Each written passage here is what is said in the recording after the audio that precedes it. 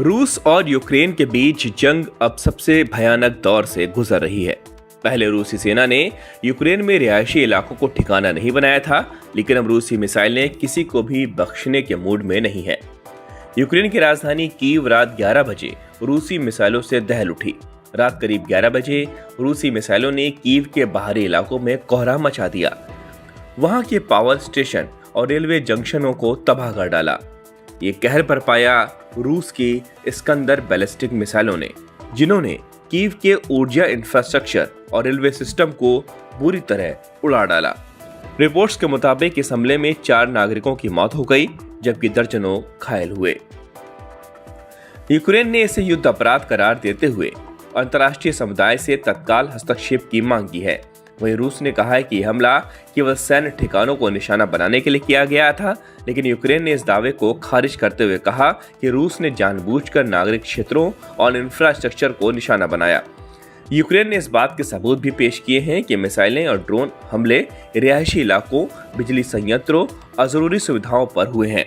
Ukraine पर यह हमला इस्कंदर मिसाइलों से किया गया, जो कि 500 किलोमीटर की रेंज रखती हैं।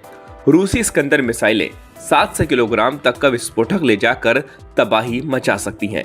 इन मिसाइलों ने ही कीव शहर के बिजली ग्रिड को चरमरा दिया। कीव के मेयर विटाली क्लिट्स्को ने सोशल मीडिया पर पोस्ट कर बताया, हमारे ऊर्जा तंत्र का 40% हिस्सा नष्ट हो गया।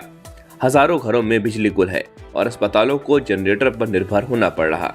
रेलवे सिस्टम भी पूरी तरह प्रभावित हुआ, जहां मुख्य स्टेशन पर पटरी उखड़ गई और कई ट्रेनें रद्द कर दी गई। रूसी मिसाइलों ने इतना घातक हमला किया कि मरम्मत में कम से कम 1 सप्ताह का समय लगेगा, जिससे सैन्य आपूर्ति और नागरिक यात्रा पर गहरा असर पड़ेगा। इस हमले के बाद संयुक्त राष्ट्र ने दोनों देशों से संयम बरतने की अपील की है। संयुक्त राष्ट्र का कहना है कि किसी भी संघर्ष में नागरिकों और नागरिक संपत्तियों को नुकसान पहुंचना अंतर्राष्ट्रीय कानूनों के खिलाफ है। वहीं विशेषज्ञों के अनुसार यह हमला रूस की एक बड़ी रणनीति का हिस्सा है। हर साल सर्दियों के मौसम में रूस कोशिश करता है कि यूक्रेन की ऊर्जा व्यवस्था को कमजोर कर दे, ताकि लोगों को बिजली और हीटिंग जैसी सुविधाओं में दिक्कत हो। इसका असर ये होता है कि आम नागरिकों के लिए सर्दियां बेहद मुश्किल बन जाती हैं। जानकारों का कहना है कि इस बार भी रूस का मकसद यूक्रेन की ठंड को और कठिन बनाना है, जिससे जनता में असंतोष बढ़े और यूक्रेनी सरकार पर दबाव बने। पिछले महीने में भी इसी तरह के हमले हुए थे, जिनमें दर्जनों लोगों की मौत हो गई थी और कई शहरों में बिजली सप्लाई बाधित हो गई थी। कई इलाकों में घंटों तक अंधेरा रहा और जरूरी सेवाएं ठप पड़ गई। ये दिखाता है कि रूस अब केवल सैन्य मोर्चे पर नहीं, बल्कि यूक्रेन की आर्थिक और ऊर्जा स्थिरता पर भी हमला कर रहा है। इस हमले के असर अब अंतर्राष्ट्रीय स्तर पर भी महसूस किए जा रहे हैं। ऊर्जा बाजार में अचानक हलचल बढ़ गई। यूरोपीय देशों को डर है कि अगर युद्ध इसी तरह बढ़ता रहा तो गैस और तेल की सप्लाई एक बार फिर बाधित हो सकती है।